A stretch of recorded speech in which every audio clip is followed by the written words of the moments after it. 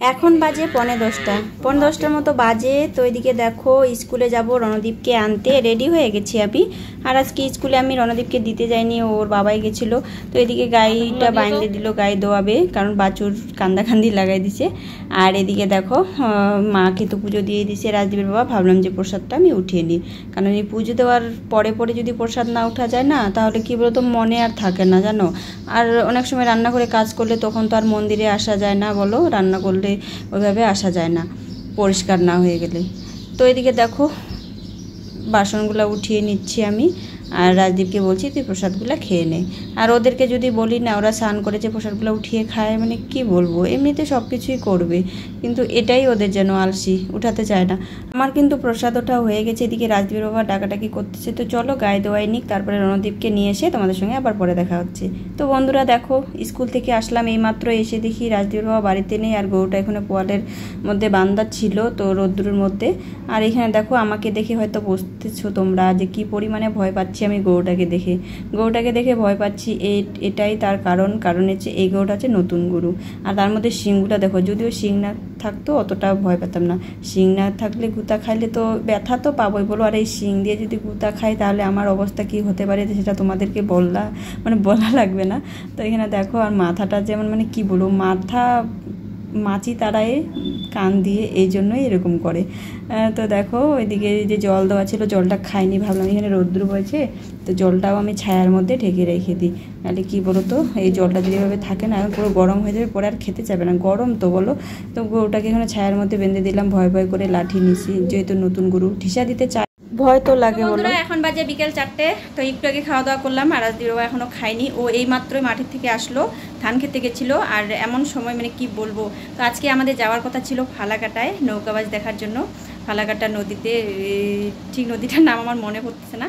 তো ফালাকাটায় নদীতে নৌকাবাজ হয়, ভাদ্র মাসের 13 তারিখের দিন হয়েছে নৌকাবাজ, আর 8 দিন পরে আবারও, আজকে হচ্ছে 20 তারিখ ভাদ্র মাসে, তো আজকেও নৌকাবাজ হচ্ছে। তো আজকে যেতে পারলাম না, খুবই ইচ্ছা ছিল যাওয়ার।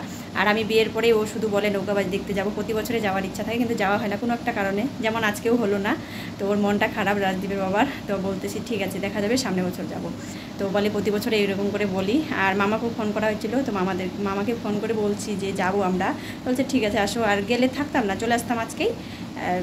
এই এখন 4টা বাজে, তো ওই 4টা সাড়ে 4টার মধ্যে নৌকাবাজ শুরু হয়ে যায়, মানে একটু রোদটা পড়ে তারপরে। আর আজকে যা গরম না কি বলবো, তবু যাইতাম। আমরা ভাবছিলাম যে দুপুরের খাওয়া দাওয়া করে 2টার দিকে রওনা দিব, 2টা 3টা 4টার মধ্যে পৌঁছে যেতাম। আর যেহেতু 2 ঘন্টা লাগে না, 2 ঘন্টার আগেই পৌঁছে যাই, 1.5 ঘন্টা পরে 2 ঘন্টা সময় লাগে, যেহেতু ফ্যামিলি যাব। মানে আমি রাজদীপ বাড়িতে থাকতো, তিনজন যাইতাম বাইকে, এত দূর, তো এই জন্য আস্তে আস্তেই যাইতাম। তো এটা ইচ্ছা ছিল যাওয়ার, কিন্তু হলো না। ও আসলো 4টার দিকে, তাহলে এখন স্নান করে খাওয়া দাওয়া করে কী করে যাবো বলো। আমরা ফালাকাটায় পৌঁছাতে খেলা শেষ। তো চলো আজকে আর ফালাকাটায় যাওয়া হলো না নৌকাবাজ দেখার জন্য। মানে নদীর মধ্যে নৌকার নাকি কম্পিটিশন হয়, তো ভালো লাগে, অনেক লোকজন হয়। তো ইচ্ছা ছিল যাওয়ার, কী করবো বলো, যাওয়া হলো না। তো রাজদীপের বাবা গরুকে খেতে দিচ্ছে, দেওয়ার পরে তো কী করবো, যাবে না, স্নান করবে। আর সার ছড়াইছে, ও খাওয়া দাওয়া করেনি এখনও, খাইতে ওর দেরি আছে, কারণ যেহেতু সার ছড়াইছে, চান না করলে তো খেতে পারবে না। তো গরুগুলোকে খেতে দিচ্ছে, আর আমার বিকালে যা যা কাজ আছে আমি সেগুলো করে নিই চটপট। তো চলো দেখি, গত বছরে যদি যাই, যেতে পারলাম না, কী করবো বলো। তো চলো। আর রণদীপও যাবে বলে ঘুমায়নি, ওকে আমি ঘুম পাড়াইছি, একটু আগে ওকে ঘুম পাড়িয়ে থুয়েই আমি ভাত খাওয়া দাওয়া করলাম। তো একটু আগে খাইলাম, অনেকক্ষণ ধরে বাবাকে ফোন করলাম যে কী ব্যাপার, তো বলছে এরকম। তো আমি এই জন্য খাওয়া দাওয়া করে নিলাম, আর রণদীপকে ঘুম পাড়িয়ে দিলাম। যাবো না যখন ও জায়গায় ছিল যে যাবে দেখে, চলো কী করবো বলো। চলো বিকালে যা টুকি কাজ আছে আমি সেই কাজগুলো সারি। শুভ সন্ধ্যা বন্ধুরা সবাইকে। তো কী আর করবো বলো, যে পালাকাটায় যেতে তো পারলাম না, মনটা খারাপ। এদিকে দেখো রণদীপ বায়না করছে আপেল খাবে, তো ওখানে 2টো আপেল কেটে দিলাম।